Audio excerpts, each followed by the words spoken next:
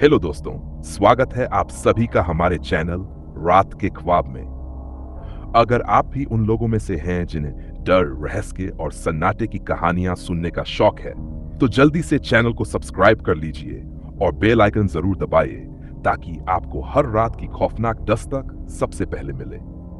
आज हम लेकर आए हैं एक ऐसी कहानी जिसे सुनकर आपके रोंगटे खड़े हो जाएंगे। एक ऐसी घटना जिसे सुनाने वाला आज भी हर रात उस मंजर को दोबारा जीता है। बढ़ते हैं कहानी की ओर और सुनते हैं उसकी जुबानी, पुराना सर्जरी ब्लॉक, मेरी आप बीती। रात की सड़ी हुई चीखों में डूबी एक सच्ची घटना। रात के 11:35 हो चुके थे। मैं अपनी नाइट ड्यूटी खत्म करने ही वाला था। सरकारी अस्पताल के पुराने बिल्डिंग वाले हिस्से में मैं अकेला वार्ड बॉय था। बाकी स्टाफ नया ब्लॉक संभाल रहा था। वहां रोशनी, लोग, गार्ड, सब कुछ था।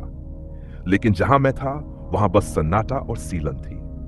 सर्जरी ब्लॉक 3 यानी वो हिस्सा जो पिछले 4 साल से बंद था। कहते हैं वहां एक डॉक्टर ने खुदकुशी की थी। नाम था डॉ. प्रतीक माथुर। बहुत होनहार सर्जन था। कहते हैं ऑपरेशन के दौरान एक बच्चा मर गया और उसकी आत्मा ने डॉक्टर को चैन से जीने नहीं दिया। डॉ. प्रतीक ने वहीं उसी ऑपरेशन टेबल पर खुद को चीर डाला था, उसी के औजारों से। रात के 12 बजने में अब बस 5 मिनट थे। मैंने थक कर अपनी फाइलें समेटी और निकलने को हुआ, तभी पीछे से किसी के चीखने की आवाज आई, जैसे कोई कह रहा हो, रुको, मत काटो, मत। मेरे पैर वहीं जम गए।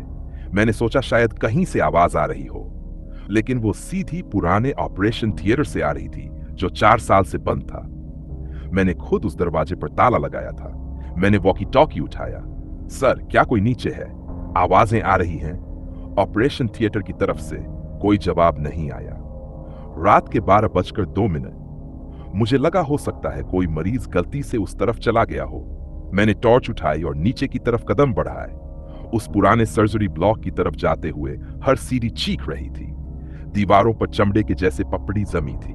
बदबू इतनी थी कि सांस लेना मुश्किल था। मैंने जब ऑपरेशन थिएटर का दरवाजा देखा, वो खुला था। उसकी चाबी तो मेरे पास ही थी। कैसे खुल गया? रात के 12:09। मैंने हिम्मत करके अंदर झांका और मैं जहां था वहीं जम गया। ऑपरेशन टेबल पर कोई था, कोई इंसानी आकृति। एक आदमी सफेद कोट में टेबल के पास झुका हुआ था। उसके हाथ खून से सने थे।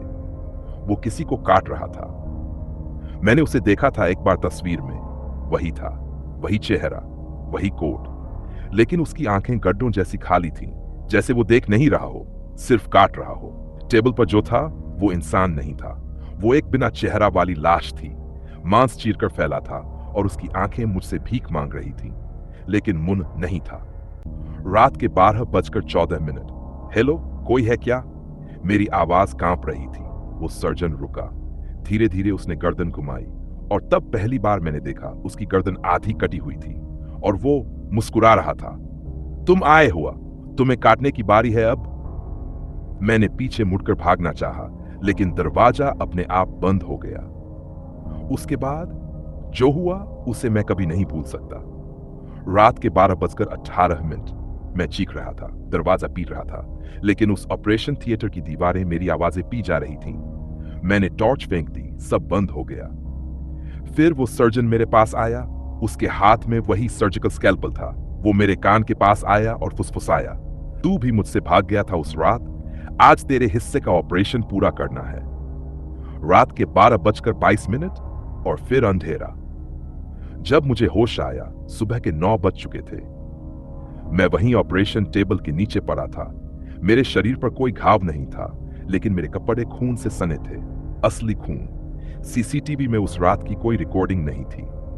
मैंने नौकरी छोड़ दी। किसी ने मेरी बात पर यकीन नहीं किया, लेकिन आज भी जब कभी रात के 12:02 होता है, मैं बिस्तर से उठकर दरवाजा बंद कर देता हूं, क्योंकि मुझे अब भी वो आवाजें आती हैं, रुको, मत काटो, मत। अगर तुम कभी भी किसी हॉस्पिटल में अकेले हो और कहीं से चीखों की आवाज आए, तो बस याद रखना, वो ऑपरेशन शायद अब तुम्हारे लिए तय हो चुका है।